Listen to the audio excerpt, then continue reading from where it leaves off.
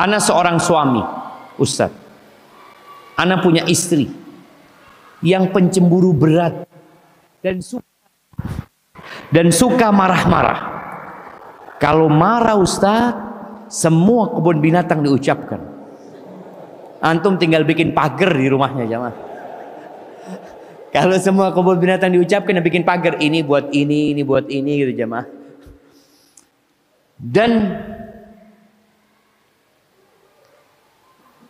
Dan apa yang ada di depannya dibanting Ustaz.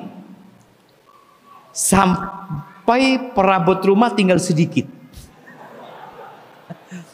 Dan selalu bilang cerai.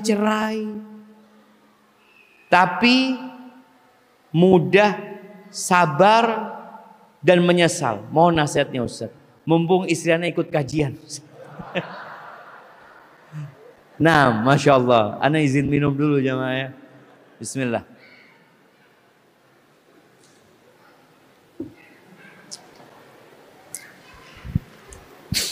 Jamaah al-ghadab minasyaitan. Ini buat laki-laki dan wanita. Marah itu dari syaitan. Ketika ada seorang sahabat yang datang kepada Nabi SAW meminta nasihat, apa kata Nabi SAW? La taghdab. Jangan marah. Jangan marah. Dia minta lagi nasihat, dia minta tambah nasihat. Tetap Nabi mengatakan SAW, la taghdab. Jangan marah. Penghuni surga itu bukan pemarah. Seorang pemarah boleh jadi nggak masuk surga. Allah ketika menyebutkan penghuni surga, orang-orang yang bertakwa, salah satu sifatnya apa? Wal kadhiminal ghaidh. Mereka adalah orang-orang yang menahan amarahnya. Semua orang bisa marah, siapa? Semua orang punya kemampuan untuk melampiaskan emosinya, ada. Tapi ada orang yang kadhim, dia tahan. Maka nasihat ana buat kita semuanya, kalau ketika marah baca a'udzubillahi minasyaitonirrajim. Katakan a'udzubillahi minasyaitonirrajim. Nasihat Nabi alaihi salatu wasallam, idza ghadiba ahadukum falyaskut.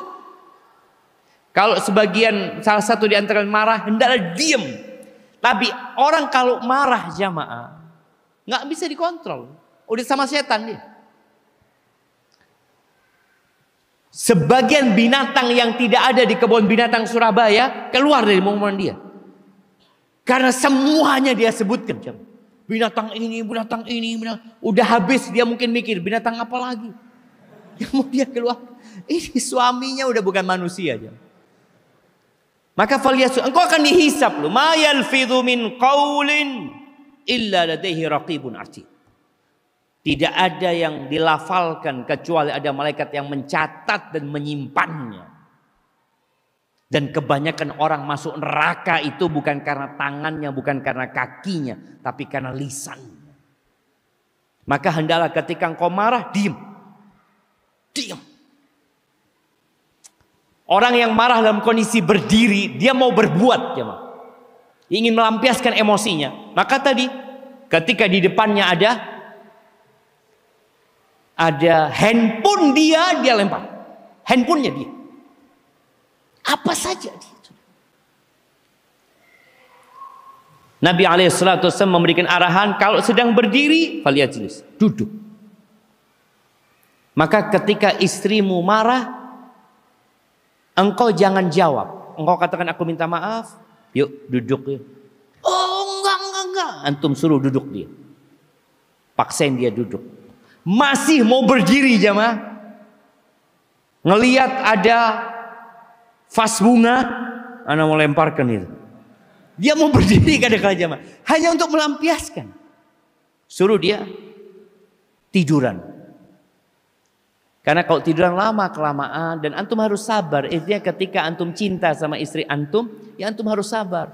Kalau orang nggak cinta ya udah dibungkus istrinya jamaah, dipaketkan mungkin ya kayaknya ini perlu diganti gitu jamaah ya.